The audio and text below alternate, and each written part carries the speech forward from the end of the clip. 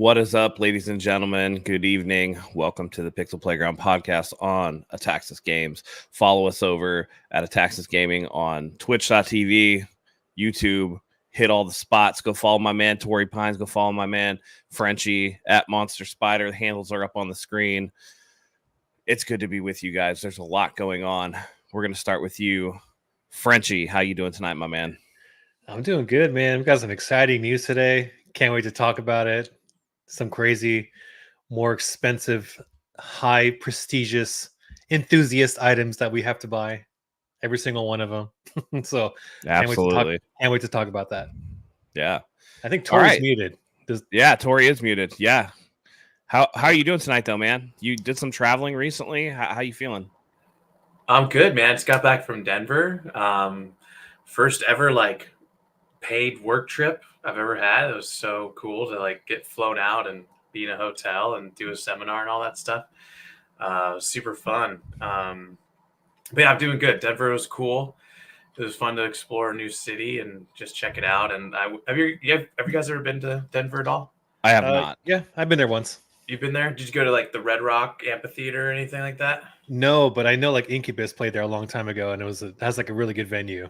Yeah, it's sick. I went to check it out, but they were doing a sound check for, I think it was Amos Lee or something like that.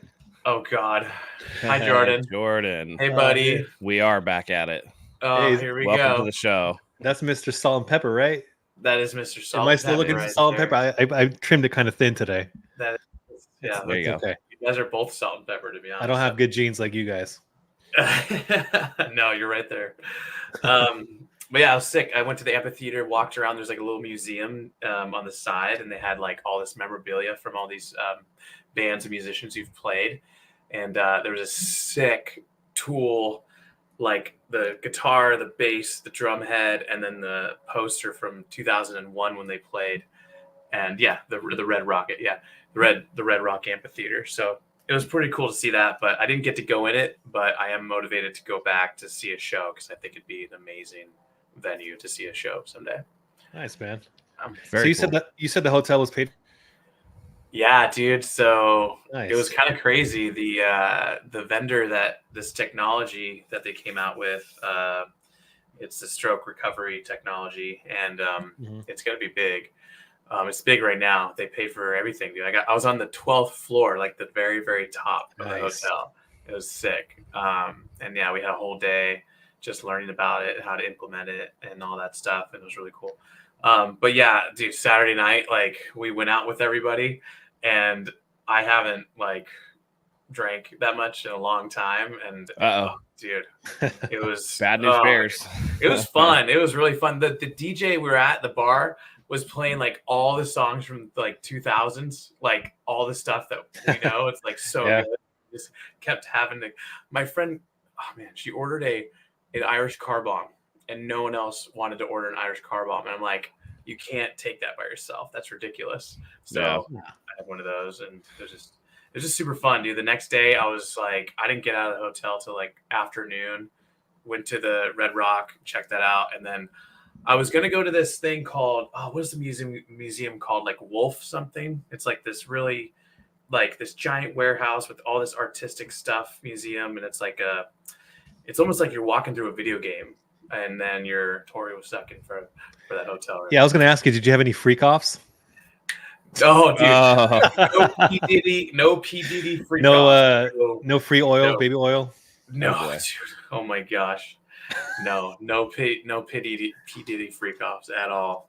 But yeah, I was gonna go to this crazy museum where it's kind of like a video game thing you're going through, and you have these quests and you do these things to unlock new stuff and all this. And I read a review. This guy was I was in there for 5 hours with my son, and we got this really cool storyline. And I was like, I'm too hungover to be 5 hours in here.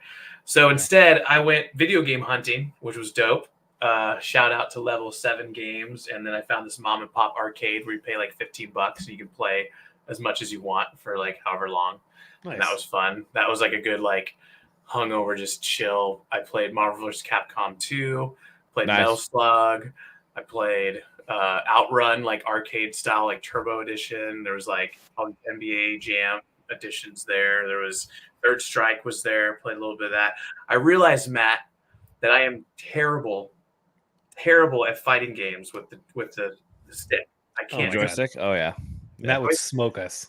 I don't know. Takes a lot to get used to it. I can't do my Hadouken, bro. Like I don't know why it's not smooth enough. I don't know. You're dragging it on the gate, man. You don't have to go all the way to the edge. It's really annoying. But anyways, so I found I picked up this. This is a. Do you guys ever play one of these NIS? Ever get into any NIS RPGs back in the PS2 days? I'm sure I have. Yeah, I'm sure I have. So they came out with 3 volumes, and I was looking for the first one. They had it for $50 sealed. So I was like, I gotta grab this because I have the other 2. This is the second one, and then the third one. Nice. They came out with this one, Rhapsody, a musical adventure. I actually did play this and beat it. And then they came out with 2 other games, a second and a third, that only came out in Japan, and then they released it recently. So I was playing those, so it's cool. And then they're also releasing the Phantom Brave number 2 coming soon. It's such a weird.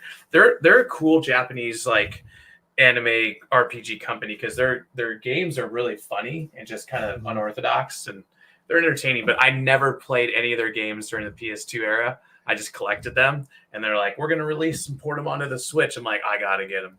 Nice.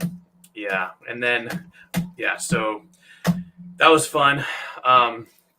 One other thing, just real quick, I got some games in that I wanted to show that I think we should play together, but we don't have to. But have you guys heard of The Outer Wilds? Have you heard of this game? Yes, I've seen that game. Yeah. Have you played it? Have you played it? I have not. No.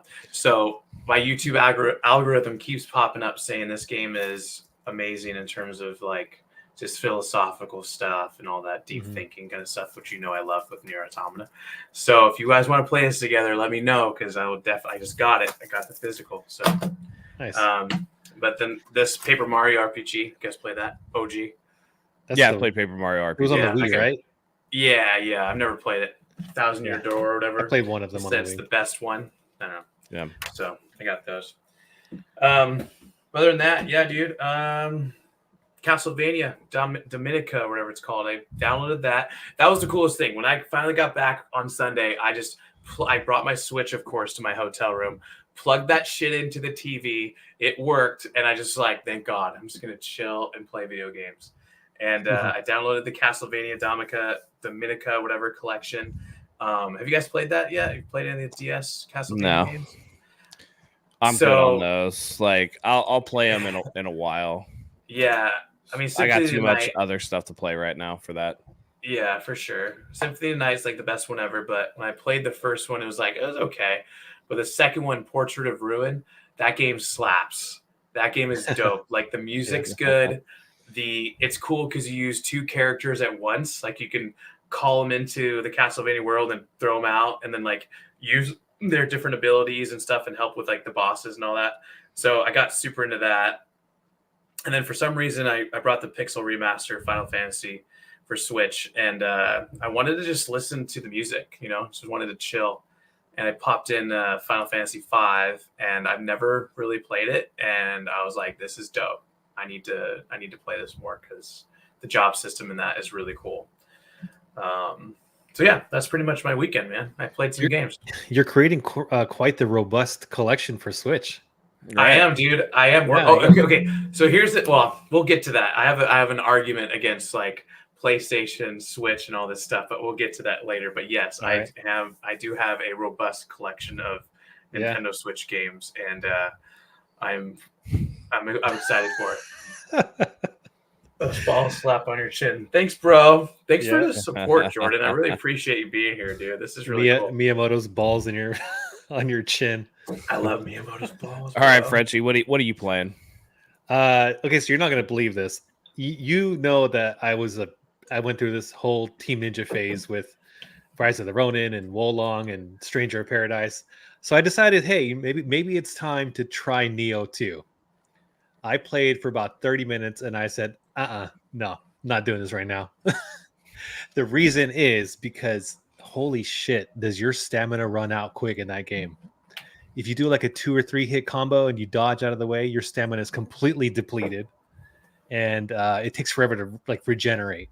So I've heard this game is like really hard at the beginning, and it gets easier as you kind of upgrade and wear certain pieces of armor. And there's also this thing called a key pulse, which you can regain some of your stamina. But it just wasn't jiving for me. So that's something I'm gonna try later. The key pulse thing it's odd because after you do like an attack, like a 2-3 hit combo or something, you'll hit R1 to regenerate some of your ki back. But for me in these kind of games, like that's when I dodge. I hit a couple times and then I dodge and I get out of the way. So adjusting to doing something else in that time period, it just kind of screwed me up. So I think that's something I'll just come back to later. Okay. And then I played Warhammer 40K Space Oh, Marine. yeah. Mhm. How's that? Yeah. Dude? The graphics look dope on that game. Yeah. So here I want to talk about that because it looks great. It's a UE5 game.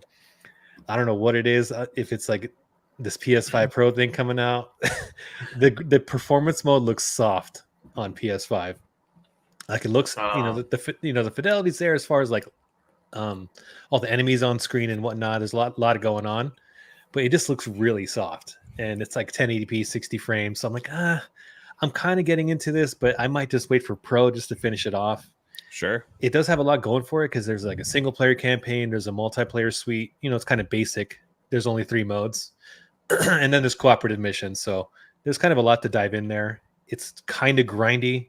The progression is really slow in this game, but I had a good time with it. I've only done like 2 campaign missions and maybe about like 20 multiplayer matches, which I haven't done multiplayer for like 4 years. Is it like a Gears of War kind of thing or RTS? This one is a third-person shooter. It's very similar to Gears of War. Yeah. There isn't a cover system. No cover. There is like a class-based character, so you can have like certain perks for certain classes. Some play way better than others. I found out that just like the very first class you have, like the assault, or I think it's called something else. But you just have an AR, and you have a pretty good health. Different classes have more health or less health, so it's kind of hard to figure out which playstyle you're gonna like, because you can be like you could have a jetpack and just have a melee weapon and just go in there and like wreck shit, but your health isn't that high, so like you'll die just as quickly as you can kill them. So kind of a risk or reward thing going on there. The only other game I played thus far is The Plucky Squire. It just came out this week. Oh, you played that?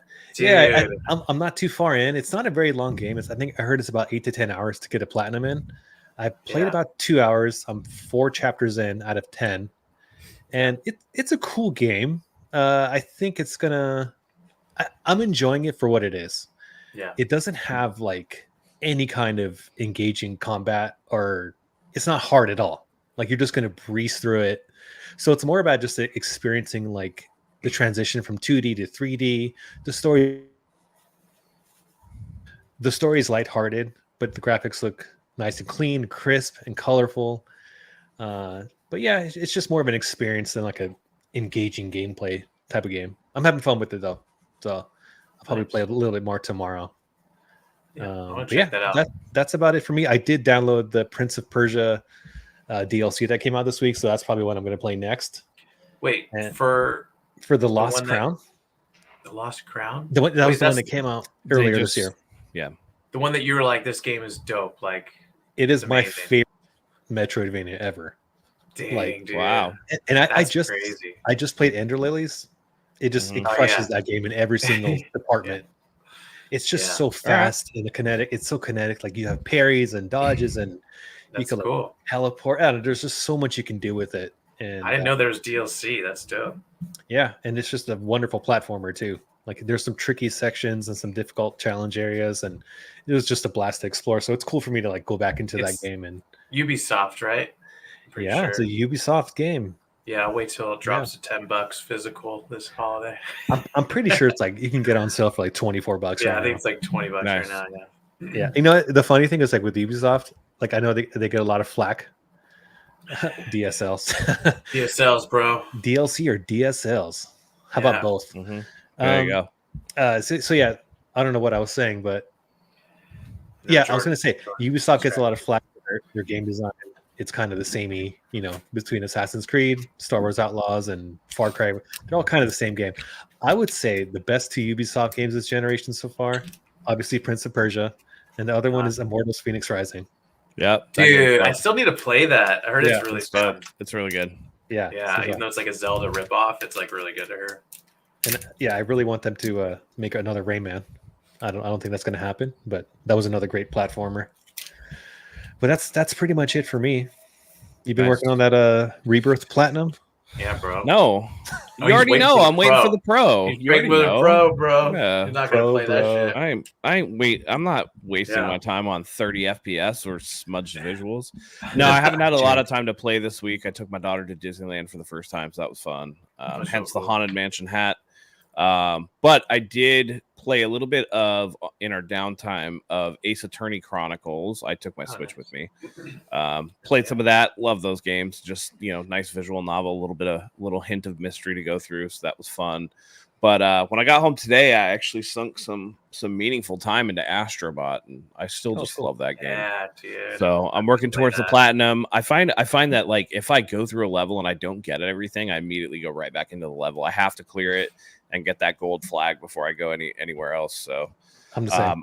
I think I'm gonna work through I think it's the 5 nebulas first, and then I'm gonna go to like the vortex and finish up those last. It's kind of how I'm looking at it. So fun overall. What's your favorite cameo so far? I'm not going to spoil that for everybody who's good idea. Yeah. There's been some good ones though. There's been some really good ones. Some ones that like obviously aren't PlayStation first party, so they had to get licensing for it. They're all really fun. Nice. My favorite levels though are the ones that everybody's complaining about. There's been some complaints about how the difficulty ramps up when you get to the sacred symbols levels.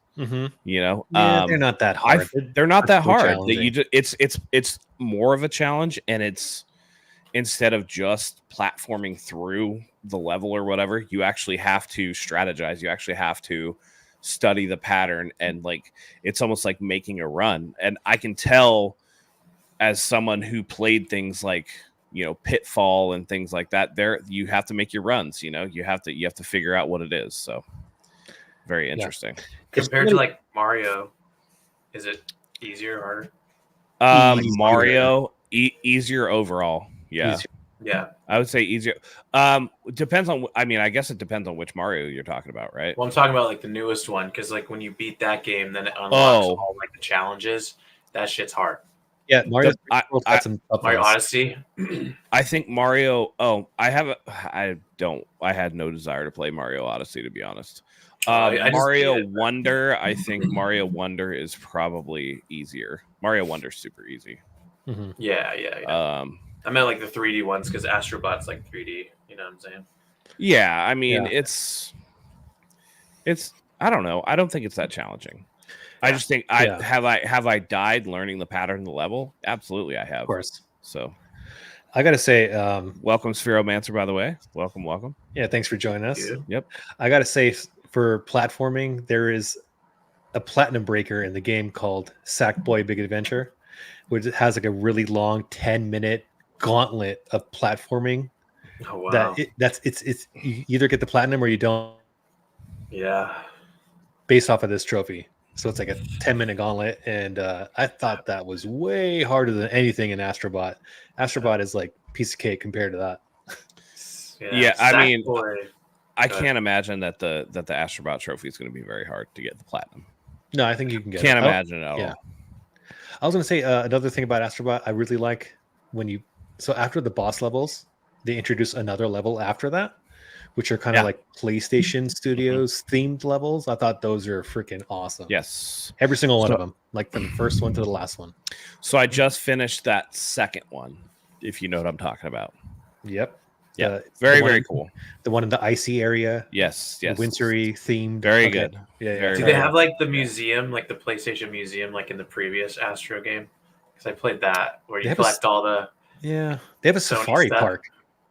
Oh wow! Yeah, they have like a safari park. It's not really in depth, but I wouldn't say it's a museum. But they didn't really need to do that again.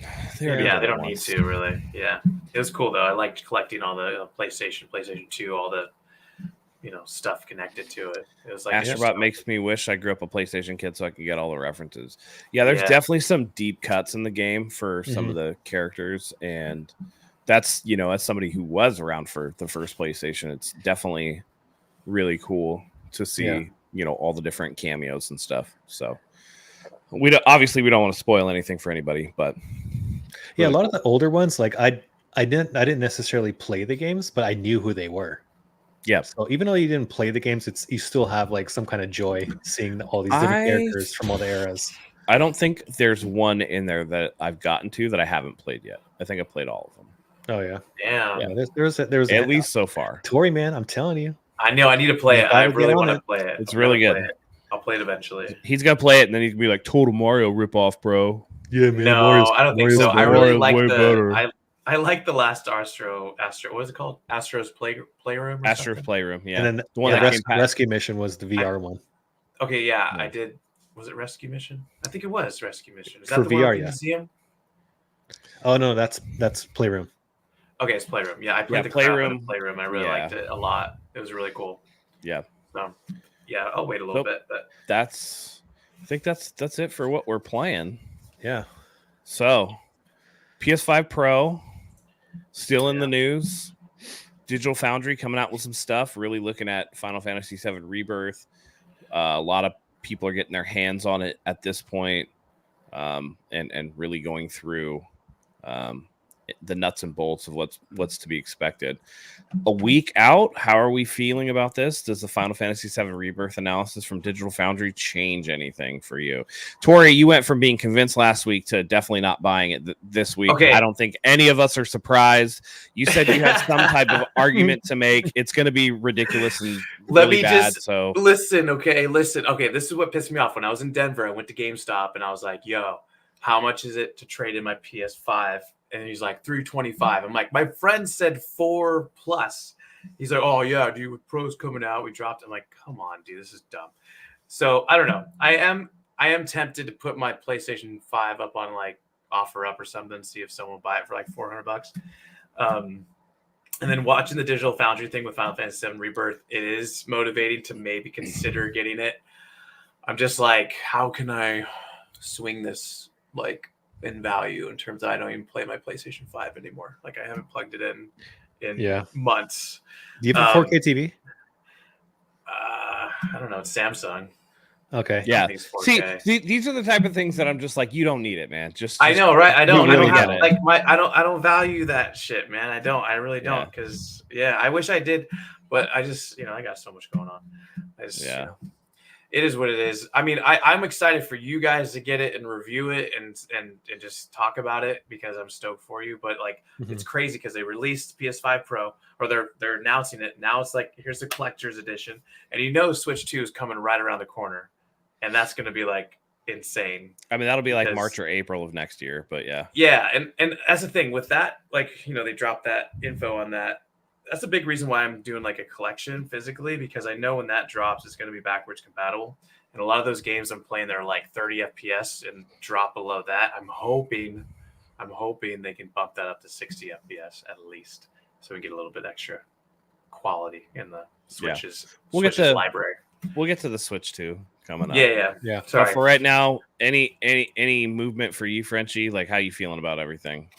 So I thought the video was pretty informative. It looked pretty sharp. I know there's some visual artifact thing, but that was okay. So let me hold on. I'm sorry to interrupt you, but that was like that was just them needing to put something negative in there, right? Like when they were talking about, there's a little bit of shimmering artifacts on Tifa's hair, and it zoomed in like 20 times. I'm like, nobody's gonna fucking see that, man. Like nobody cares about that, especially if you're running. If you're running through the world, you're not going to see that, right? But maybe if it's like a still image and you just put you take a still video or whatever, and you're sitting there in photo mode, and you're zoomed in like 30 times, and you might notice it, but it's just like I noticed more of the other things that were a positive, like when they were talking about the trees not being filled in all the way, like. Those were the things that I noticed. Being able to have like a steady 60 while having that sharpened image, the the lighting on the skin tone, like the skin tone mapping or whatever, was really good.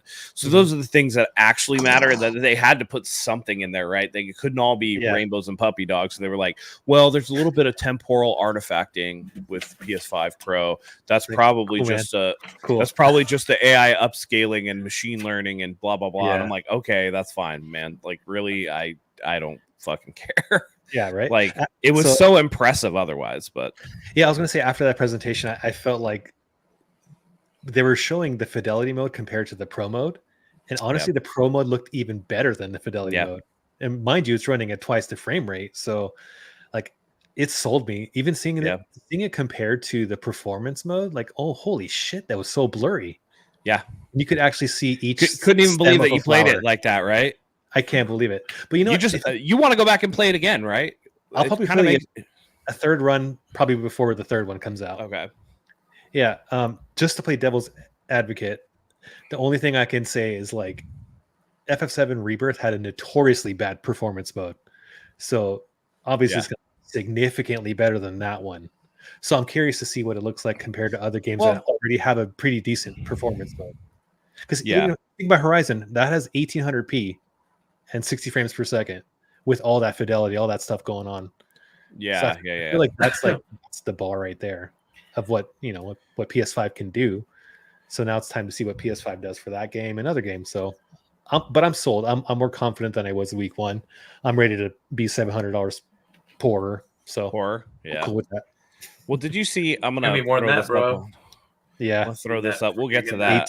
810. We're gonna get to that, but I want to throw this up on the screen. So this is kind of hard to see. I wish it was like a little bit clearer. But they went through the different. Yes, let me. Is there a way we could do this? Not really. No, but we can see it. If you look at the screen, you can see on the left is regular PS5 in fidelity mode, and then you can see the ray tracing improvements in Hogwarts Legacy, and you can see how PS5 Pro compares like pretty favorably, in my opinion, to an RTX 4090 in terms of its ray tracing. It was like really cool, man. Really cool to see what this could potentially do. Yeah. I'm not saying that it's gonna it's gonna necessarily change the game or whatever. At the end of the day, it's still going to be something where it's like DLSS style upscaling. Ray tracing will be improved, but the CPU is going to be pretty much largely the same because they didn't want to have to reprogram everything, and they want everything to be compatible. But this is like a nice. These are the things that make it worth it for me. Something like a Spider-Man 2, where you can run it at 60 frames per second with ray tracing on. Like a game that's set in New York City with all those windows. It's a very kinetic game when you're swinging through the city, and now you get to see all this stuff. These are the things that it's kind of for. It's the enthusiast level thing, Yeah.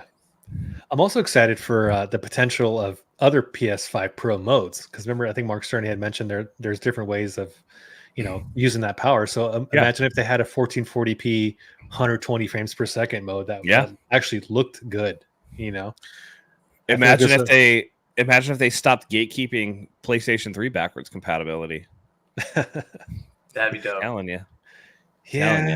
That's a whole nother issue. I know.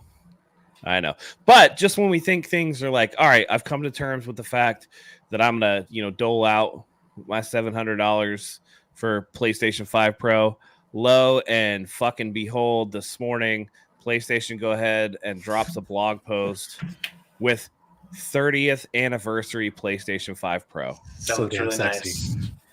I mean, OG, it's pretty ridiculous. It is pretty ridiculous. So clean. You go through and you look at it.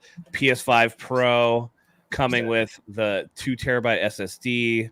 It gets a cover for the disk drive so that it matches, which I think is fantastic, cool. Right? You get so one of the coolest things that I've seen on this thing, and I don't know if they show it here, is the connector. The connector is PS1 style. Oh, that's sick! I didn't notice that. It's so cool. Dope. That's so really cool to connect your controller. It's really. What cool. are those things to the left, right there? What is that? I don't know. Some other weird thing that you're gonna get a hard on for. They're like cord management cables.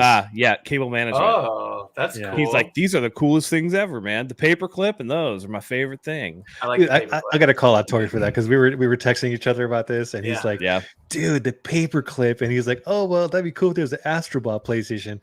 Motherfucker, look what's in front of you. I know. Well, I mean, they have the controller theme, and like, I mean, Yeah. I guess the PlayStation 5 as it is right now is Astrobot already, kind of. Yeah.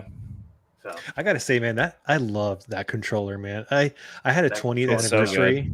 I had a 20th anniversary DualShock 4, but my puppy at the time chewed it up, so I was like really heartbroken about that. Yeah. So just seeing this one, it's like, oh, I can finally get that again. And it looks Yeah, even it's really better. cool. It's really cool.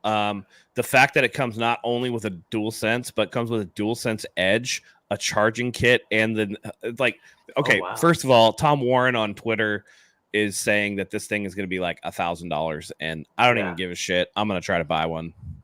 What's your cap though? Because I feel like $1,000 is the floor.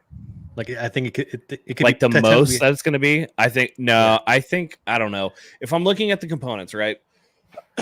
700 for this, Mhm. 200 for this, right? 900. And then you're just adding a cover, which is like $20, and then the charging thing, yeah. which is like $30. 930. There, it's the parts included. If you add the paper clips and stuff, you maybe add another 20. So you're looking at $975 individually for the parts. I think they're just going to make it $999. Like that, like really, I don't think they could actually charge that much more than that because these are the components themselves aren't worth much more. Yeah, because you figure they're already making a profit. $1,000 is like a nice round figure. You know what I mean? You figure they're already making. There's a good margin on that DualSense Edge. Yeah. And the Pro maybe like another like $100 margin And I know that they're making. So yeah.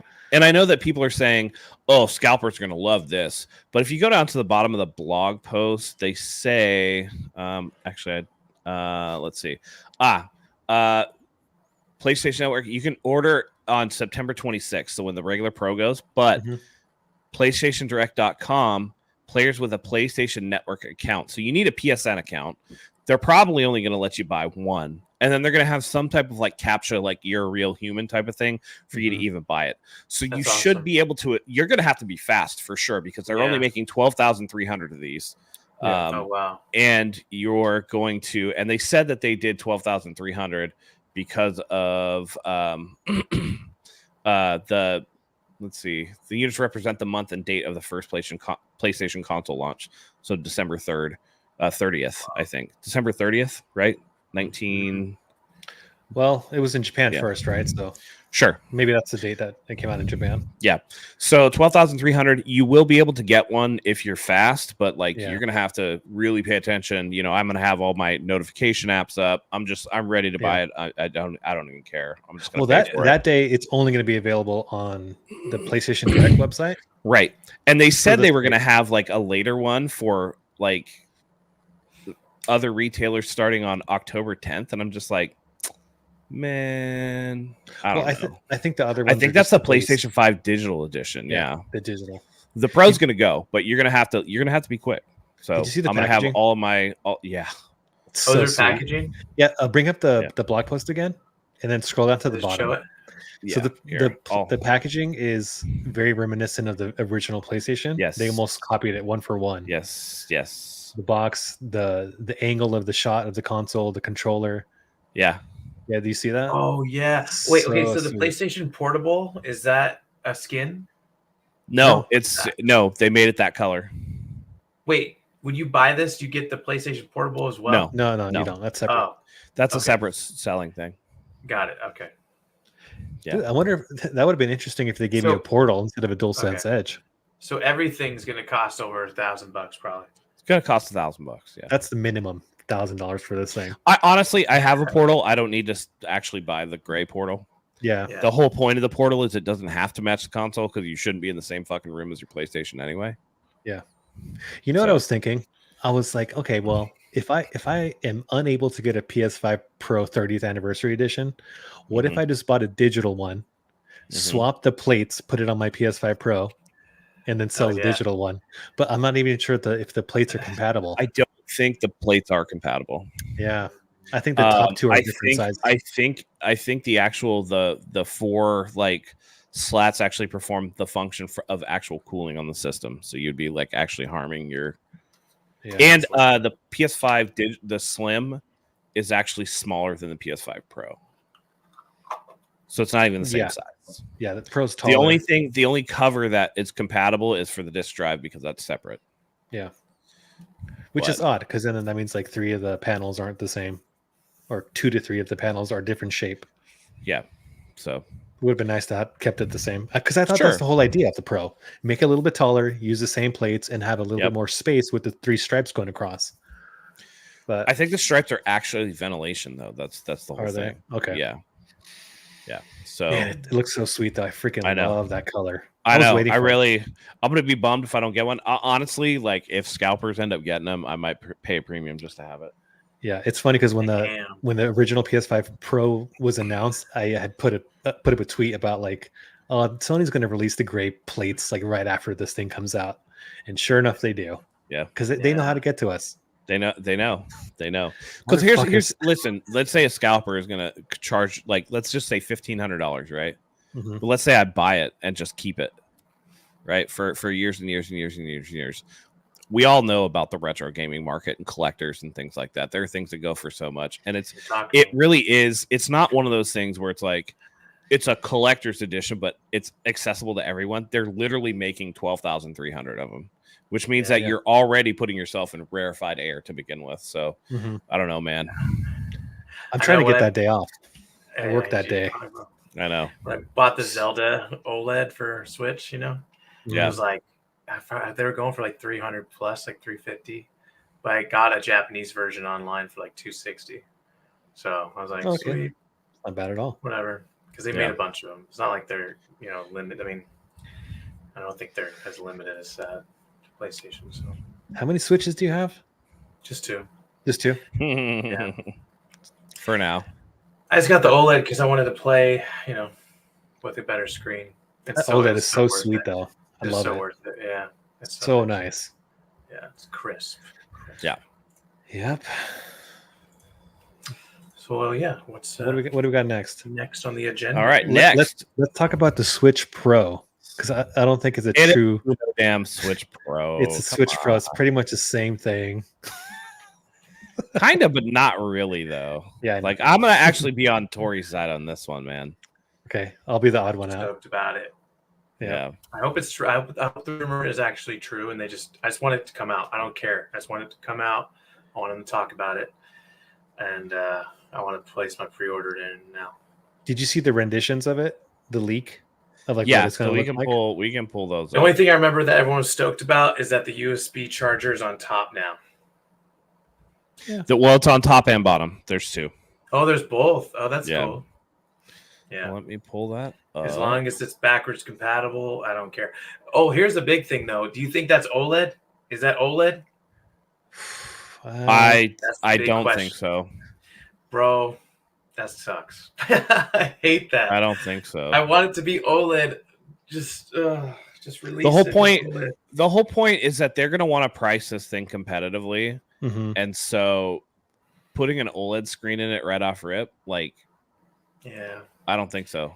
I think it's going to be 400. I think they can get it at 400. It's going to be a boost. It's going to be twice the price the second they're released. Of course, it's going to go. So that's for the PS5. That's for the PS5. Yeah, for reselling. He's actually spot on. Oh, he's talking about. Oh, okay. Yeah. I'm going back through the chat. Switch 2 is going to be a beast, not OLED later on again. So it's cost component, right? You want to make this console competitive priced right off the bat. So you're going to do this LED. LED. Yeah. So it looks like so you can see down at the bottom here, right here that there is the USB. Mm-hmm. And then when you go to this side, you can see another USB-C up top, along with a dedicated headphone jack. It does look very similar to just a regular Nintendo Switch.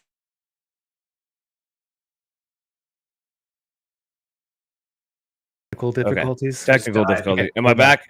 Okay. Yeah. Tom from Moore's Law is Dead was talking about how the Switch 2 is going to be have only a slightly larger battery. So the one in the current Switch is 15.9 kilowatt hours. They're estimating this one's going to be about 20 kilowatt hours. But what they're doing is they're going to heavily downclock the processor when it's in handheld mode. So they're gonna allow it to really ramp up in docked mode. Okay. And so it's going to really look good in dock mode. What he was estimating is that it's going to like give Xbox Series S a run for its money in terms of the dock performance, because Nvidia is doing the hardware. They are going to be able to use DLSS with it. And so docked, it will be very much a beast. Handheld, I think this is where I agree with Frenchie that it's more going to be like a Switch Pro. It's not necessarily going to be the same as the current one. It'll probably be a little bit better, but it's certainly going to take a huge performance. They wanted to keep the wattage low when you're in handheld mode. That way they didn't have to put a huge battery in it. So it doesn't have to be like super heavy. Like, Steam Deck is heavy. You know what I mean? They want it to have good battery life and not be super heavy. So right. Yeah. Rumors say it's got 12 gigabytes of RAM, which is already more than the 10 gigabytes of RAM Series S as well. That is absolutely what they are saying. 12 gigabytes of RAM, 256 gigabytes of internal storage, as opposed to, I think the current Switch has 32, I want to say, of internal storage.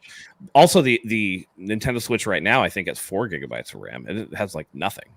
So this is docked. It's going to be a really huge boost. I really do think it's going to be a huge boost. But what we're going to get on the handheld, I think, is more of the question, right? So for me, I have an OLED TV. I'm going to buy this thing day one, and I'm going to keep it docked. Like, absolutely, probably going to keep it docked forever. So, yeah, I was going to say, what do you guys think of the design? Because I'm actually okay with it. I don't think it just needs to be a little bit more comfortable, for longer sessions. But I think there was nothing really wrong with the initial design. So like, just kind of keep it going. My one nitpick, I would say, is that I was hoping that the face buttons would be slightly bigger. They're really small. Mm-hmm. Yeah. And sometimes if I'm playing an intense game, I notice that it's kind of like when you like walk on coals, right? If you go fast and like you keep the whole surface area of your foot and you go really quick, it doesn't, but or maybe a better terminology would be like the bed of nails, right? If you step on the bed of nails, you're going to impale your foot. If you lay on the bed of nails, you can actually support your weight. It's just that hitting that small button over and over, I would like my thumb would start to get sore just from it hitting the same spot over and over and just a small area. I would start to feel like it was kind of bruised or whatever. Overall, though, I mean, the design is the design. I kind of liken it to going from the DS to the 3DS. Like maybe you add one or two little functionality things, but for all intents and purposes, a DS and a 3DS don't look that much different. They're pretty similar. So they hit a home run with Switch. So I wouldn't expect them to do like what the mistake. I think they're going to be gun shy from the mistake from going from the Wii to the Wii U, and the Wii U was complete trash, like complete garbage. And so they have this hit that they come after the Wii U with Nintendo Switch, and they're like, all right, listen, we have this handheld that can also dock. They have this amazing piece of technology that nobody else is using at all, right? The closest thing right now, I guess, would be the Portal. The ability to, or maybe the Steam Deck, but then that's two different. Like that's a whole separate purchase. Yeah. This is the one thing, all in one, play on your TV, play on the go type of thing. Yep. Love that. And so listen, you don't have to reinvent the wheel here for Nintendo. They can do what, Spheromancer's absolutely correct. Nintendo found what works and stick with it. It looks great. Yeah, he also said that Nintendo's the only people that actually make profit off of their console sales versus Sony and Xbox. So yeah. He said also the fact that the screen is bigger means the Joy-Cons have to be bigger as well in order to match the sizes. The Joy-Cons themselves should feel beefier, which is a plus for me. I'm hoping so. I'm hoping it's not just one of those cases where like the screen is technically bigger because the bezels are smaller. You know what I mean? Yeah. That would be the only thing. They are supposed to be magnetic though. The Joy-Cons are supposed to be like magnetic. That'd be way cooler. Yeah. I never use the Joy-Cons personally. I always just use my Pro controller. One thing that I would love is that I would love if they actually use like Hall effect joysticks. Hall effect is like magnetically centering joysticks, so that way you don't get stick drift at all. Okay. They just automatically, I was gonna say render that shows. Let me see if I can find this because he's saying that there's like a picture that shows the render next to a regular Nintendo Switch, and the size difference is pretty. Yeah, just to keep the conversation going, I was going to say, since Matt's probably going to play on his OLED and keep it docked the whole time, a Pro controller would be a great solution for you because it does have bigger buttons on there. It's much more comfortable. Well, I have one. I have one. Well, you have to buy a new one now.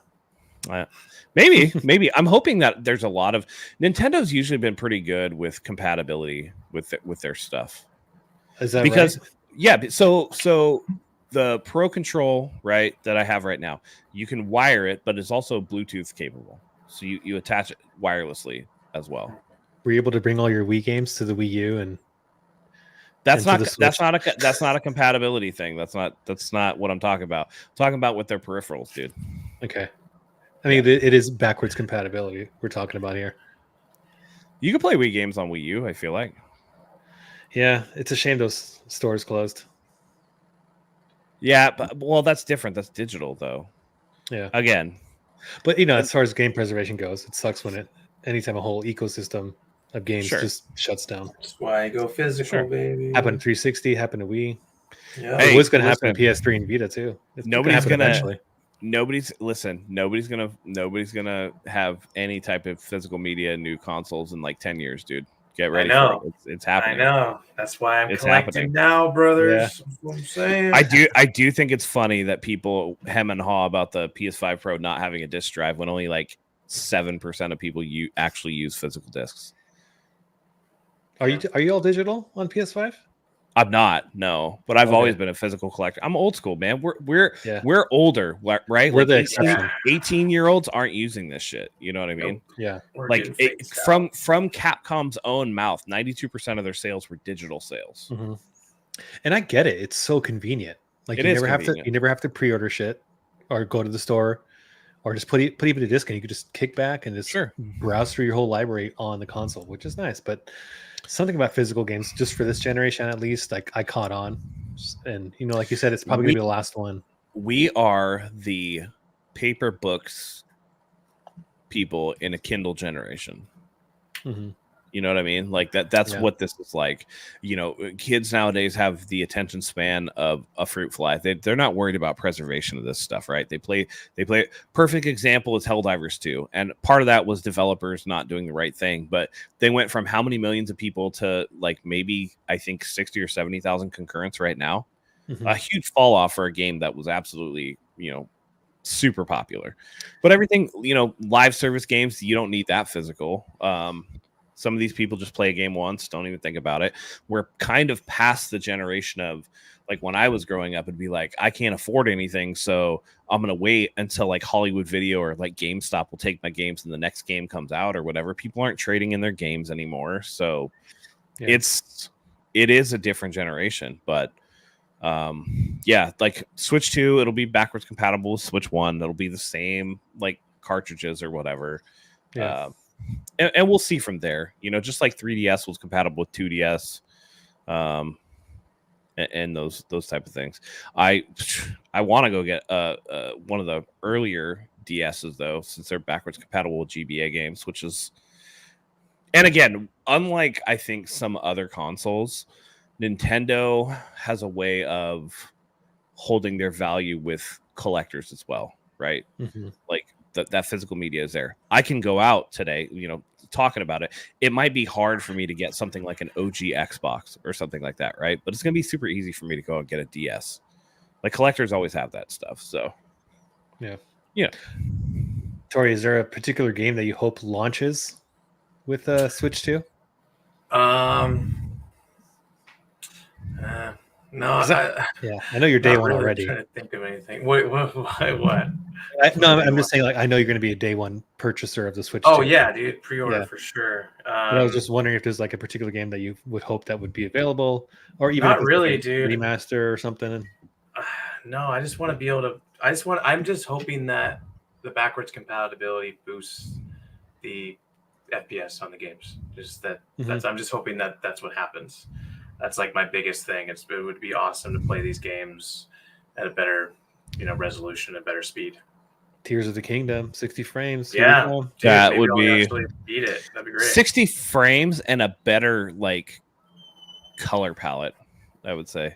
And resolution too, like maybe like a 2K, 1440p, 60 The frames. color palette on it is so bad though. It's like there are parts where it's so like muted, and I think that's because of the resolution, right? Like you're not going to go hi-fi colors or like there's no HDR, you know what I mean? That's another thing Switch too. You get that high dynamic range in there, and it's going to make everything like pop better. Yeah. Oh, Hi-Fi Rush! You just reminded me. I want to play that. Yeah. If they bring it to Switch, you can play that on PlayStation right now, brother. I know, but I want it on Switch. What you gonna do, brother? Yeah, it's exciting times, man. I love new hardware. So when do you think they're gonna talk about it? What's your predictions when they were released? Tokyo Game Show. Oh, you already said that. Yeah, that's right around the corner too. Isn't that end of this month? Isn't that? Yeah, it is. I think it's the last week of this month. And Spheromancer hits on a pretty good point. Third parties are really like a lot of third parties are committing to putting stuff out on the Switch 2. Dude, this is where I think Call of Duty is going to end up coming to Switch 2, and they're going to be able to do that. Oh yeah, yeah. They're ready, man. They're like They're knocking on PS5 and Xbox's door. Yeah, dude. Like I Horizon Zero Dawn Legos, bro. That game's gonna sell like hotcakes, bro. That game's gonna sell more than the original Horizon Zero Dawn. Speaking of that Horizon, did you guys hear about this game called Horizon Zero Dawn Remastered? Oh, yeah. You guys excited for it? Let me tell you, I'm probably the biggest fan out of the three of us. I fucking love Horizon. I love the second one. I love the VR one. I got platinums in all of them. It has a sentimental value to me as well because my twins were born the same month that game came out. So I would, kind of wake them up and feed them and change their diapers, put them back to sleep. They'd be right next to me. I'd be playing Horizon Zero Dawn, which is a game I was really looking forward to at the time. But they're remaking it again. That's the rumor. It's not official, but like, yeah. As someone that loves this game, I just don't know why. I know people are saying, hey, well, Last of Us got remastered in 2020. It's a 2020 game. Yeah. The same, I can say the same thing for that. Like, well, I don't think we needed that one either. And there's some people out there that are like, well, if you don't like it, don't buy it. Well, I don't know if I can necessarily agree with that statement because sure, it's there, but like they could have made something else with the resources that they have. Yeah. And Spheromancer said that's a rumor. It is a rumor, but it's been a rumor for a long time. And I thought with the Lego game being a retelling of that story was, the answer to that rumor. But then again, it came back. It came back again as another remaster. So I don't know. Well, what kind of game would you want to see remastered? Because the last one I really enjoyed was the Shadow Colossus remaster. Everybody's answer to that question is Bloodborne. I was gonna say that's literally what's in my head. It doesn't even have to be a remaster. Just give it a fucking 60 FPS patch and throw it back out there. Which Horizon has already, and it runs great on PS5. I know. This is so puzzling to me. I don't understand. They're gonna beat this IP into the ground. I swear to God, they're gonna beat this IP into the ground. They want it to be on par with Horizon Forbidden West, which I'm sure it's gonna look way better than the original. But like, I don't know. Give me something different. This is like that, dude. They've been talking to Naughty Dog apparently, who's released Last of Us like 18,000 times already. Dude, Naughty Dog has released. By the way, I love fucking Naughty Dog. Like, I love Uncharted 2, T-Lu. I love all that shit. Top 10 favorite games of all time. They've released 3 games on the PS5: T-Lu Part 1, T-Lu Part 2, and then Uncharted Collection. Like that's all they've done.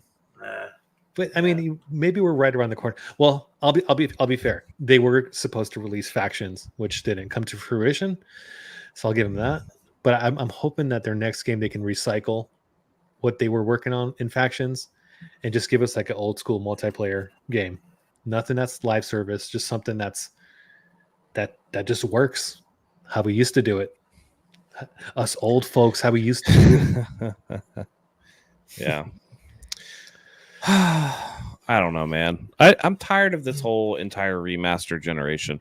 If something legitimately has some type of flaw, or it, again, Bloodborne, perfect example, you're stuck at 30 FPS, right? Mm-hmm. Then do something to patch it or whatever. But Horizon is what, maybe a 8-year-old game, and we're remaking it. 7 years. 7 years. Okay. Same thing with 2015's Until Dawn. Like, why are you doing Until Dawn remake, dude? Like, why? Like, who what? Why? Another game that had a PS5 performance boost at 60 frames. Right. Yeah. At this point, it's getting ridiculous.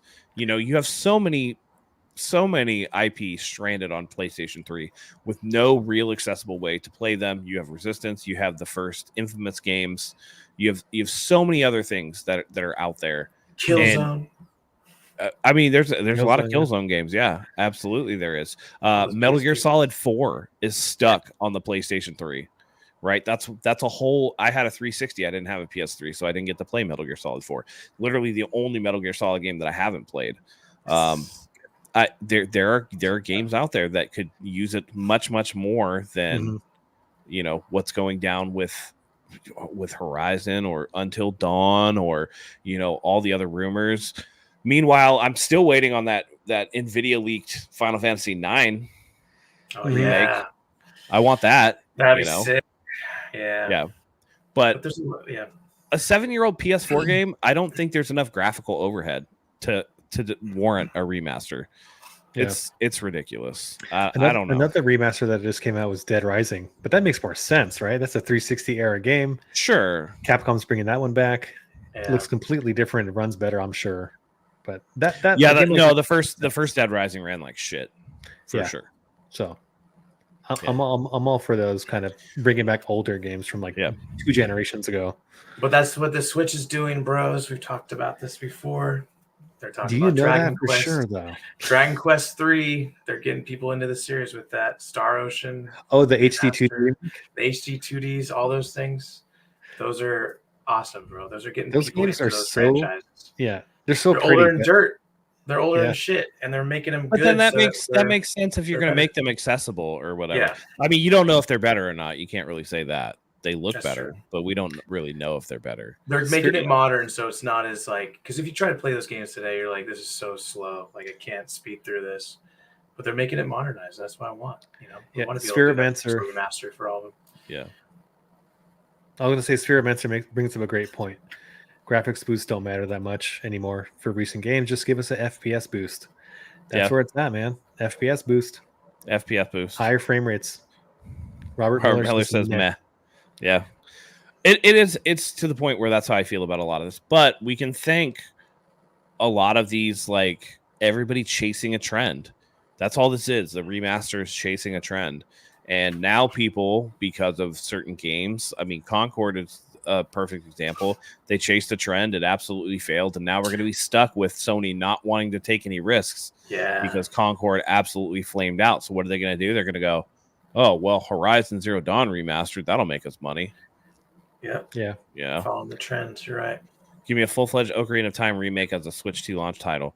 That'd be sick. It would be sick. You'd have to change it completely just because those N64 graphics are dog shit. They're really bad now. They did a remake on the DS. They didn't really remake it, though. They up-resed it. Yeah, they up-resed it. They up-resed it and took away, the C controllers. They put it on different controls or whatever, because obviously, you don't have those. But they would have to do, an actual remake. They would have to change some of the controls.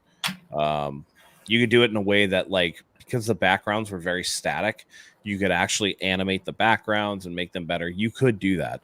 Or you could also bring something up Wind Waker, which wouldn't require that much, right? Fix the controls so that it's up on monitor hardware, and then you just smooth out the cell shading. Those are even easier than the Ocarina of Time would be a really involved process, because those 3D graphics are really rough. Really rough. Twilight Princess and Wind Waker would be mine. I'd love to see those remastered, remade, or whatever. Because I've never beaten either of those. And when they did the remaster of what's the other Zelda game when he's flying around? Skyward Sword. Skyward Sword. Yeah, I beat that and I enjoyed it. I was like, this is dope. Mm-hmm. Apparently, that's the first one in the storyline too. So.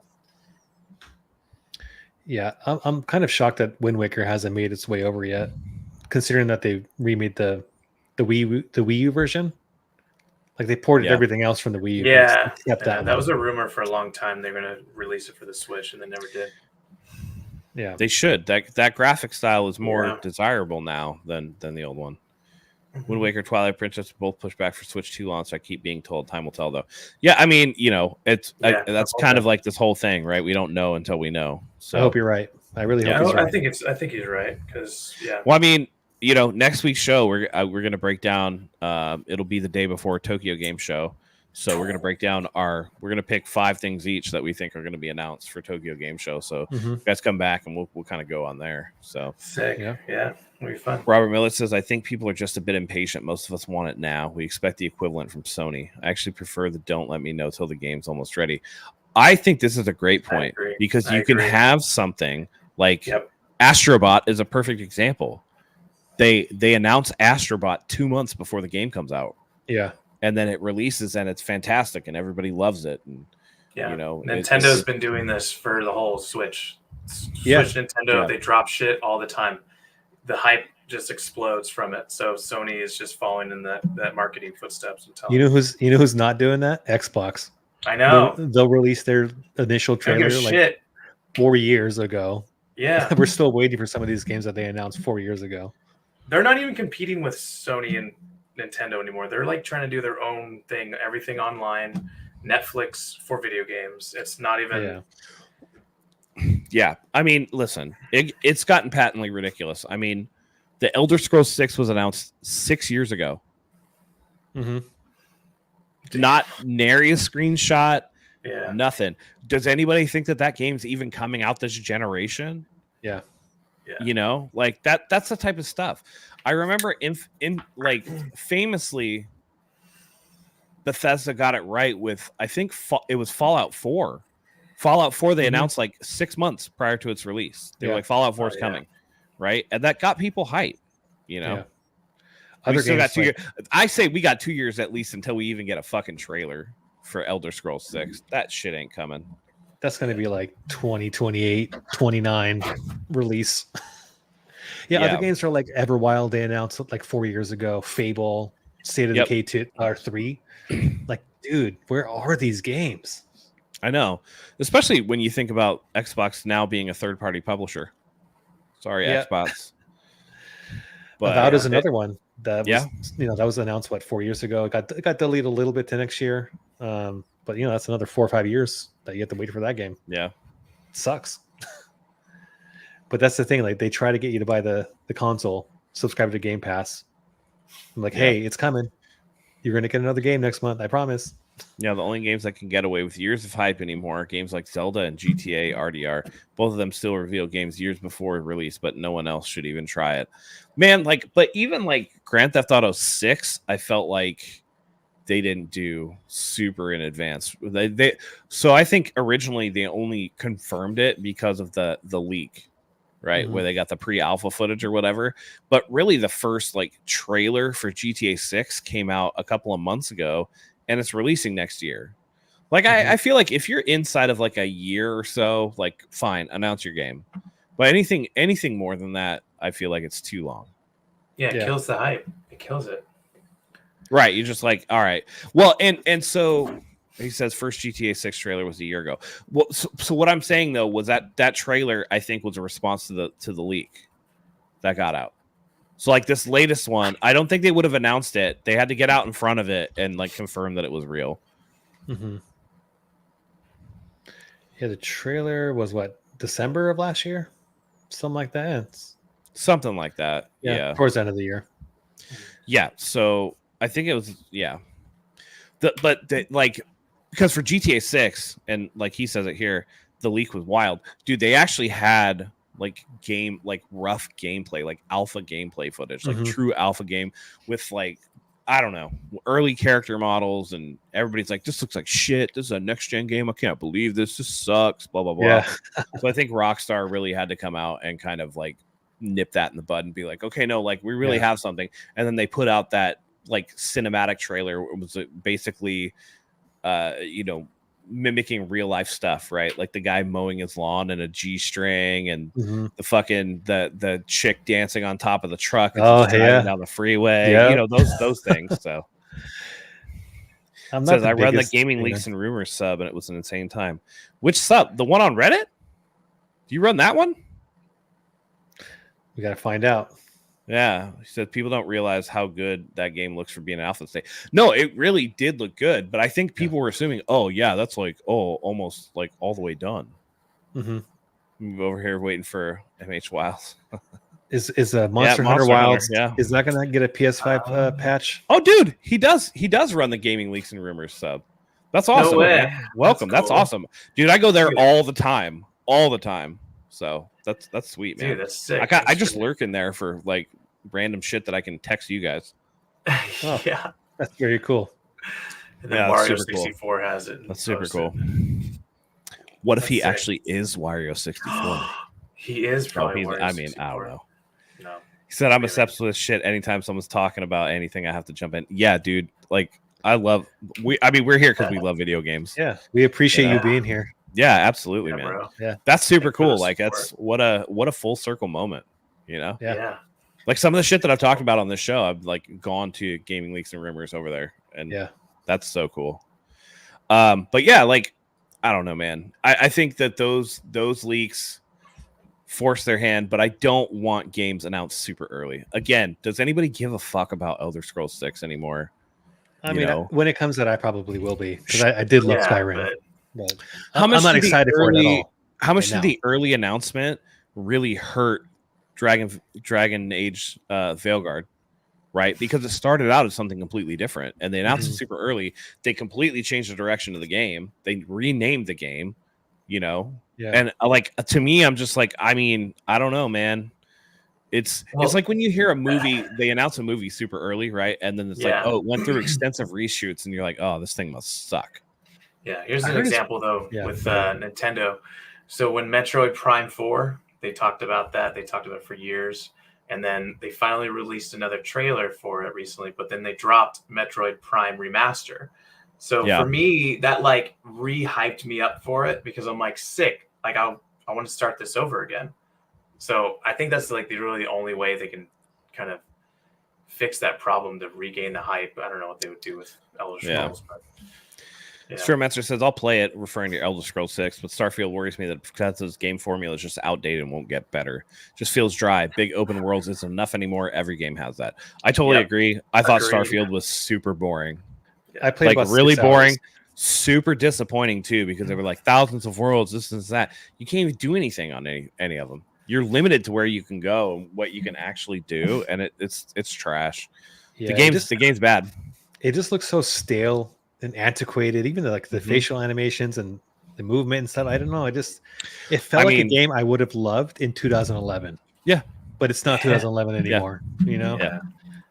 Everybody's like And- improving. And my stuff thing with that is I feel that about a lot of, like, listen, I'm gonna say it right out loud. I think that Naughty Dog is starting to approach that territory. Their gameplay loop is really stale. How The dare you. stories are great, but I know, like, I can walk into a new area and I can tell you exactly where the shooting gallery is going to be, and I'll Mhm. stand at the edge of it and then walk forward, and there it is. Like, I'm gonna sit here and start fighting enemies forever, and it's just like, it's in the art style, it's in the gameplay loop. It's just like a lot of the same. Okay, I got to get behind cover. Okay, like the enemy's going to do this and this and that. They're going to talk to each Mhm. other about this and this and that. I have this exploit that I can do. I'm really interested to see what GTA 6 does, because I've gone back and played some of the old Grand Theft Autos, even up to Grand Theft Auto 5. The control scheme is pretty shit. Like, they need to update that. And we need to go from there. And I'm really interested to see, without both Housers intact, how the story is going to end up doing in GTA. So, you know, it's going to be some of these games without the story, the gameplay really falls apart. I would like to see some advancement, like Sphero Bancer's talking about with Starfield. It's just Bethesda's just going to do Bethesda stuff, right? And we know that, you know, Naughty Dog's going to do the Naughty Dog thing, and, you know, Rockstar's going to do the Rockstar thing. I would love to see some, not necessarily reinvention of the wheel, but some updating. I don't know if I can count on that from Rockstar, given the success of GTA 5 and how much it sold, but we'll see. I have high hopes for GTA 6 in regards to the combat, because Red Dead Hopefully. Redemption 2, like the shooting, just did not Was work sick. for me. I love. With See, stick- I liked it. I loved it. It was auto aim loved it. by default. I loved it. It was auto aim, and if you turned it off, it was damn near impossible to shoot anybody. I loved it. I loved It's it. like the original GTA 3 is all I auto aim. loved it. That's how it was. Yeah. Yeah. Yeah. I want loved it, man. I want a competent third-person shooter. Like You want Gears of War to it. Yeah, I kind of. listen. I Like a want conversation. my sprint to be on something other than the fucking X button. That's what I want. I thought they pressed down the joystick. I thought you had to hold down. No, the in joystick GTA, no, you mash the X button to sprint. Oh, you're right. My bad. Yeah, it sucks, dude. I hate it. I would much rather have Red Dead. They have. I like the quick draw system or whatever, just because it makes you feel like a badass, right? You know, that's not really as much. It is in GTA 5 a little bit, but it's I don't know. Yeah. I worry about it. It's cinematic, but Yeah. Yeah. Think Hauser's story is already in place for GTA 6 or not because they left in 2019. Maybe like an outline, but then you're worried about who fills in the details, right? It's like getting a Tom Clancy novel, knowing that Tom Clancy doesn't. Okay. Thanks for announcing that. It's like, but it is like doing a Tom Clancy novel, knowing that Tom Clancy doesn't actually write them anymore. Yeah. You know, it's like you get the HBO version of Game of Thrones, right? George R.R. Martin hasn't finished the story. He kind of gave HBO a loose outline, and then the last season ends up being dog water, and nobody likes it. Mm-hmm. So you run that risk when the visionaries leave and leave you something in place. Never underestimate people's ability to screw something up. So yeah, that's gonna be that remains to be seen. I feel like the trailer though really like kind of captured that GTA energy though. Yeah, you know that satire, that comedy. So like I'm hopeful that the vibe of the game is still going to be there, regardless of the story. If the story's going to be good or not.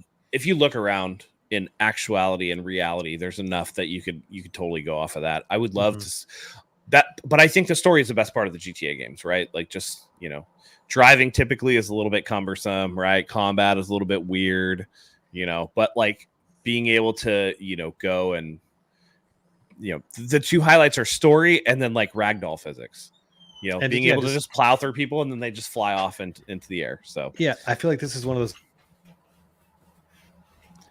games that you're just going to live in. Like, you know how I like to bulldoze games, you say? Yeah. I don't think this is not one that I'm going to do that. Yeah, definitely take your time, look around, fuck around a little bit, get arrested, run people over. It's just going to be like that old silly fun that we used to have. Absolutely. Want to get to Robert Miller, who said, I think they should have kept the whole Dreadwolf. I don't know how you feel about the story change yet. Still going to see what it does. And this is in reference to Veilguard. So, yeah, I never did a Dragon Age game before, but I heard it's previewing really well. So I might that's a good sign. It looked like graphically, it looked good. Mm-hmm. Miller says Starfield's worst part was the exploration. Even though you had 1,000 worlds after about 20, you noticed the copy paste faction quests for the highlight. It's so boring. It was so boring and bad. Speaking of the number 20, I'd rather just have 20 curated worlds that were like 20 curated carefully. Worlds. Right. So listen, Obsidian with the Outer Worlds did a much better job with its worlds that were very curated, but silly and fun, and you were able to do different things than what Bethesda did with Starfield. Mm-hmm. You know, and of course, everybody likes to compare Fallout 3 to Fallout New Vegas, and so you have those companies kind of competing against each other in that regard, or at least being compared to by fan bases and things like that. So this is what you end up with. Yeah. So. Sphere Master says, I'm torn because GTA 5 story was super mid in my opinion, but RDR2's was incredible, so they clearly still have the magic. I agree. The main story in GTA 5 was trash, but oh my god, there were some bangers in there. When Michael goes and does the drugs and goes on like this whole like psychedelic trip, that mission was so fun to me. I love that mission. It was so cool. Like the aliens and super good. Dude, I have no recollection of my playthrough of GTA 5 because I played on the original PS3, so I don't remember anything. Yeah, but all I remember was Trevor being a freaking nut job, and it was it was hilarious. In the game. Well, welcome. Glad. I mean, YouTube sometimes doesn't want to send long messages, but welcome here. Twitch always works, so that's fantastic. Welcome. Is there a delay still? Wasn't there a delay? Of course, there's always a delay. Oh, okay. Yeah. Super hyped regardless. Immersion of Rockstar Worlds is always some of the best experiences in gaming. Absolutely is. I would like to see on some of these, like, And listen, this is why the PS5 Pro is coming out, right? For this game, Grand Theft Auto 6. I would love to see where you can like actually go into every single building. I know that's kind of a pipe dream. I know they're probably not going to do that, but that would be the goal for me eventually. Aliens are wild. Dude, that mission is insane. There's another mission where you actually can trace down. I think you can chase down the flying saucer. But I don't know. There's a mission where like I guess a lady got murdered. You can find her ghost out on the rocks. Like there's so many like tongue-in-cheek missions that you can definitely, like the ghost train in RDR2. Like a lot of people never even got that. So yeah, kind of crazy. So my biggest problem, none of the loot was anything impactful. I literally found the gun that lasted the game on like second world I explored for fun. This is Starfield 100%. So, like that, there was nothing compelling for me to go for loot. I got armor that I liked, and I was like, this will carry me through the game, and it did. I got to a certain point, it was just like this is not good, man. It's just not good anymore. So I don't know, guys. Like, what do we like? Is this type of stuff like this? Everybody's doing the same old. Is this why we get all these remasters? Like, why is everybody so afraid to do something new? Concord, bro. I mean, it wasn't. Yeah, I mean, it is Concord for sure. Yeah, but again, that's a live service game. I think track record shows that if you come up with a compelling, because the games that we're talking about that we really are excited for, right? Like Grand Theft Auto 6 or, some people for Elder Scrolls or Dragon Age Veilguard looks really good. Like, Starfield was super hyped up, but then ended up disappointing. All of these things build hype because they're single player narrative driven games. And I think that that's like kind of what people want. It was always going to be dead on arrival for me with Concord, just because it was a live service game that nobody really asked for. Yeah. I think this industry is so new. If you compare it to like the movie industry, like there's this podcast listen to, and they do. Like, ironically enough. Oh, what's that? Ironically enough, your answer. Yeah, you're in my head, bro. It's the same with the movie industry. All the gems are made by small companies. Yeah. Go ahead. Yeah. But like the summer movie wager they do on like podcasts and stuff, seeing like which would be the most, which is taking home the most money. I think what's the movie? It was not Deadpool and Wolverine, but the other one. But anyway, what I'm trying to say is they're trying to figure out like what sells the most, bro. It's like capitalist society. It's going to make the most money. Yeah, but then wait. But here's the problem: you don't give people what you want, and then nobody buys it, and then these companies are going like, "Well, our audience is stupid." Yeah, that's true. It's the demographic too. Like, I mean, the demographic is bigger now because there's a lot of gamers who are in their 30s and 40s, and sure, like but I think the majority of the sales are coming from the teenagers, right? Right, but then you're not capturing like. I get it, but like Concord specific example. Concord is basically a generically skinned Guardians of the Galaxy hero shooter. Like, we already have Overwatch, which has better characters, and hero shooters haven't been a thing for a while. Like, even Overwatch 2 is kind of struggling. Like, what are you really going for, right? Like, okay, so Overwatch has hero shooters, Fortnite and Call of Duty have like Call of Duty Warzone have Battle Royale with a little bit of Apex Legends thrown in there. The space is limited for these. So like the companies are going out there and being like, oh, well, we're going to make this thing because that's what everybody wants, and nobody actually wants it. And then you get something that comes along like Helldivers 2, and it's a phenomenon. They're like, wait, how did that happen? And they're completely surprised. It's just the market research is not being done. It just it smacks of taking the easy way out for just thinking. Again, I kind of view it as contempt for the audience. You're just like, well, they'll like what we give them. They'll pay for it without putting in the requisite work to really do the market research and be like, what do people actually want? I don't know. Yeah, well, that's why Stereomancer is making that point. Like the indie scene is kind of king right now, and I totally agree with them. The majority of the indie games that are coming out are like, that's what I'm interested in, because these are gamers who've played games their whole lives, and they're making their own games now, and they're making them awesome. They're taking everything they learned from back in the 80s and making these games so good. Sea of Stars and Stardew Valley and Undertale, all these games, man. Or they are king. Or here's my alternative postulation on this. People are making good games, right? You don't play shitty indie games, do you? You play the good ones. Yep. Right? Exactly. Okay, everybody here is going to probably play Grand Theft Auto 6. Mm-hmm. Right? Just like everybody who owns a console is going to play Grand Theft Auto 6. Why? Because they have a reputation for being good and people want more Grand Theft Auto. Mm-hmm. Yeah. Like you don't have to reinvent the wheel. But then it comes to a point where there's a difference between making more of something that people want and then just like recycling things or taking from others. Do you know what I mean? Mm-hmm. Like recycling is like, oh, let me put out Horizon Zero Dawn remastered. Why? There's nothing wrong with it. I'm excited to play Horizon 3. I'm not going to touch Horizon Zero Dawn remastered. I don't care about that.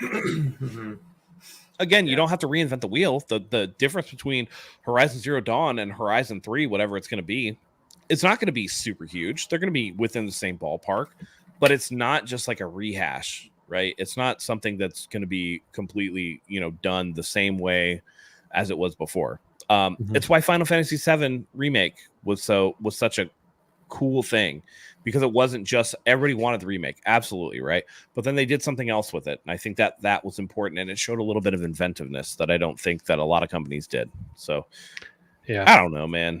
In the same breath, I feel like Remake kind of divided the fan base quite a bit, because there's the purists that wanted to follow the original story, and then there's people like me that were okay with the new direction they were going in. Well, for the most part. Yeah. I'm still of the opinion that once they're done with the Final Fantasy Remake trilogy, that they're actually going to release Final Fantasy VII from like shot for shot remake using the current character models. Because they have all of it voice acted. They have all of it done essentially. Yeah. I think that would be like the ultimate, like, if you wanted a money grab, right? Like that would be the one. Like, whatever. However it ends, it's just like, the universe is reset to this, and it's like Final Fantasy VII with the current stuff. So yeah. All the PC mods for Final Fantasy VII are really dope, though. But that would be really cool if they put effort I attribute into that. HD2, Wukong, SF, and Power World semi-success number-wise. They are locked to one console at the time. If someone else has only one console than a PC, they're going to play PC if they really want to play it. Yeah, I mean, that's kind of part of it. But dude, did you guys see the day or the day after the Switch 2 leak that Nintendo sued the shit out of Power World? Yes, I saw that. That was hilarious. Awesome. Everyone was thinking, like, when is it going to happen? And then they finally did it. It was like, I'm surprised it took them this long. I know. Was it has it been out for like a year or something? Maybe not that long. But it's because it was stuck on Xbox, and we all know that Nintendo doesn't give a shit about Xbox. The minute that it's coming over to PlayStation, they're like, no. We're not doing awesome. it. So we can't let this thing blow up. Yeah, we can't. That is really funny. Fearmancer did have a question from earlier, and this is an interesting one. If Switch 2 can compete with the Series S, will we see GTA 6 on Switch 2 at launch? Ooh. I think Switch 2 will probably come out before GTA 6. Yeah. I think didn't Switch 1 release in like March?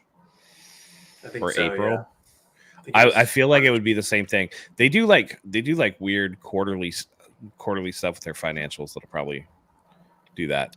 I think we will see GTA 6 on March 3rd. GTA 6 he said he meant GTA 6 launch. Yeah, I was gonna say at launch or maybe a little bit later. No, I think it'll be day and date. So now that, according to whatever the leaks are or whatever, they're using NVIDIA software. They're going to have some form of DLSS. They're going to be able to up-res things. The more things become more ubiquitous with like a PC style, the easier it's going to be to port these games. But I don't know. It could be something weird, right? Like where like you need to play this docked, otherwise you're going to get like 20 FPS at like 480p. I think they're going to have to like downgrade the fidelity, have like less characters on screen and stuff like that. Yeah, it's going to have to be a huge compromise. Though, if it's on Switch, Xbox, PlayStation, and PC, it has the potential of outselling GTA 5. Definitely crazy. If it's on every single platform, that'd be amazing. And streaming, The only thing that I'm worried about is I don't want it to get to the point where the handheld version of Switch 2 of GTA 6 is in a similar state to what Cyberpunk 2077 was on like base hardware. Oh god. PS4 That version would of be bad. Cyberpunk 20. Oh god, That was would so bad. It was so bad they pulled it off the shelf. So, Yeah. you know, That was crazy. Yeah. At least they didn't disband it like Conquer. So Well, I sure hope that's not the case.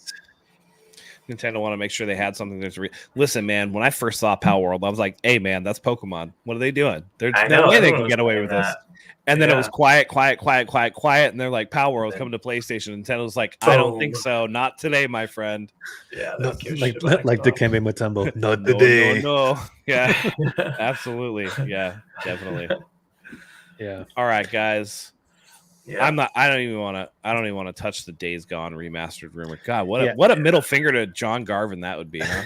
Imagine how mad he's gonna get at that. Well, he's gonna get so mad. He was mad. I mean, I guess it's not a spoiler because he put it out there, but he was mad that Deacon St. John was an Astrobot. He's like, oh, this is just it's sad that Deacon St. John is just a advertisement for another game, and it's just like, do you realize the amount of characters that are in this game? Like, it's an advertisement for Days Gone, is what it is, man. Yeah, he's kind of gone off the rails. Like, he had an issue with that community manager that works at Ben now, and it's just not a good look. Like, just go away and make your game. Like, yeah. I can understand one's frustrations, but like just putting it out there for everybody else to see, I feel like some of these conversations should be private, or just it's been a while. Just let it go at this point. This is like somebody who messages their ex's new like person, and it's like, let me just tell you all the shitty things about this person. It's just like, let it go, man. Move on.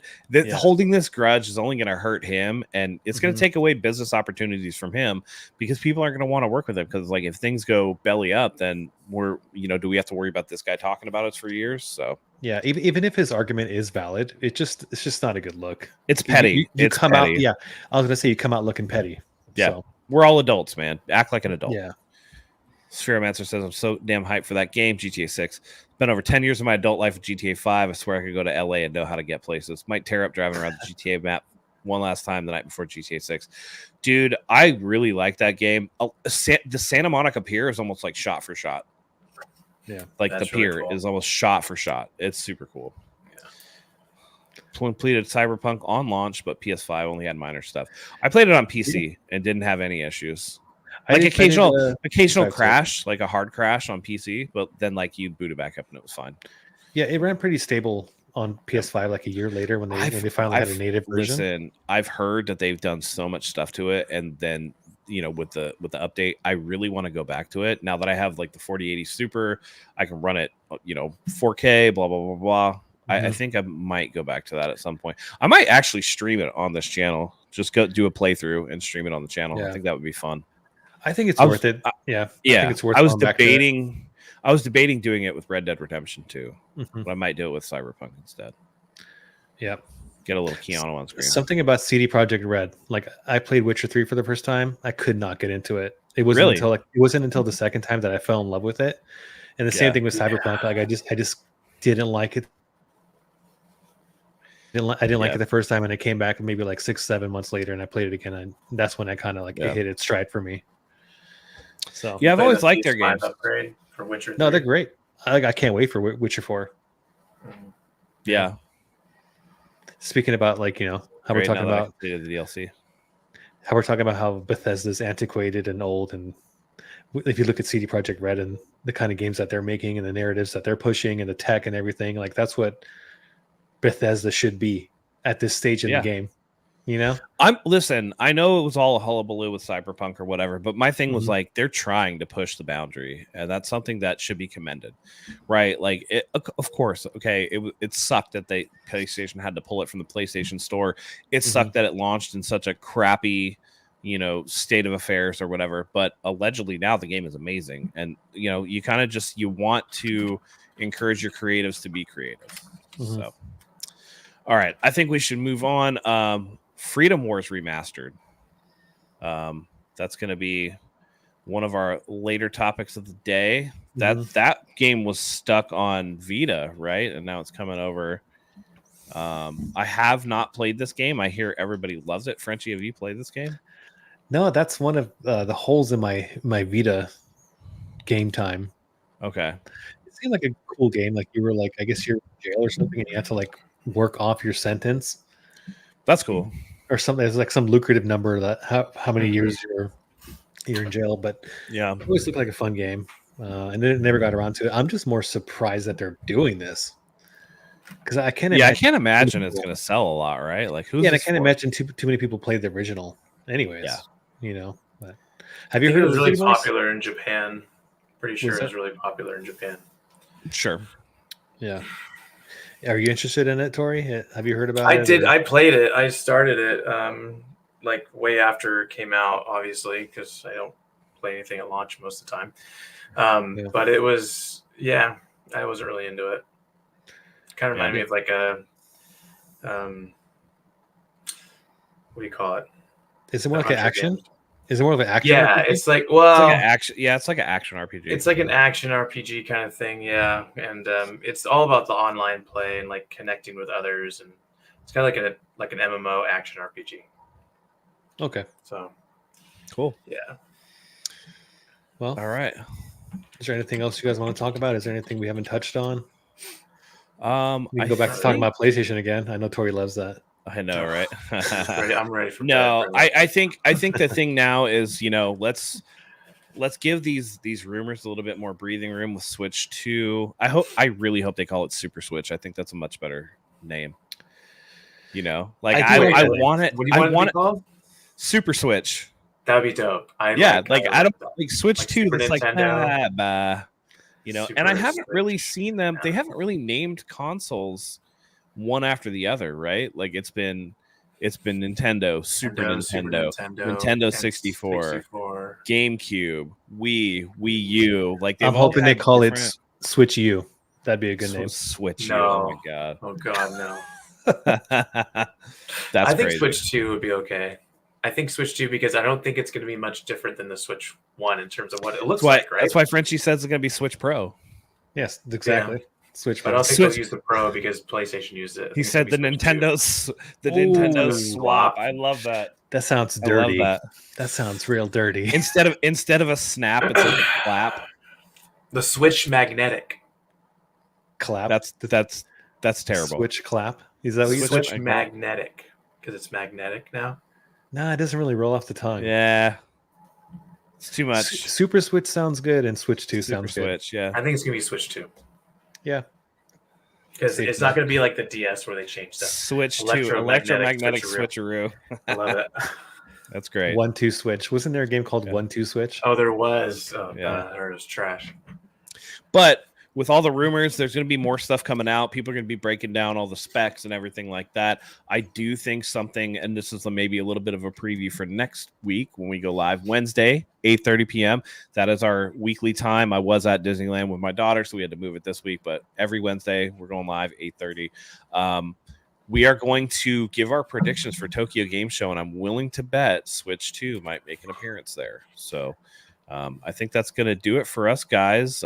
Thank you for everybody joining us. Fearomancer. I'm not sure how to pronounce your name, brother. Maybe Yeah. put it in the Remnant. chat. Remnant Lemon? Remnant lick my nuts. I don't. Shit, I don't know. LMN. Spheromancer. That will be Pacific Standard Time. All of us Yeah, live in Yeah. the San Diego area. No, I Yes, sir. really appreciate Spheromancer Yeah. chiming in as well as everybody Yeah, else. dude. Like this is kind of what Hell I yeah. wanted this Dude, to. and I'm going to be in Gaming Leaks and Rumors all week anyway. So Yeah, hell yeah. But yeah, so we'll be there. We're going to be doing our predictions for Tokyo Game Show. Join us there. So follow us all on the handles here. Like, comment, subscribe. Loved having you guys here tonight. For Frenchie, for Tori, for myself. Thank you for swinging on by to the Pixel Playground, and we will see you next time. See you guys. Good Near night. Automata.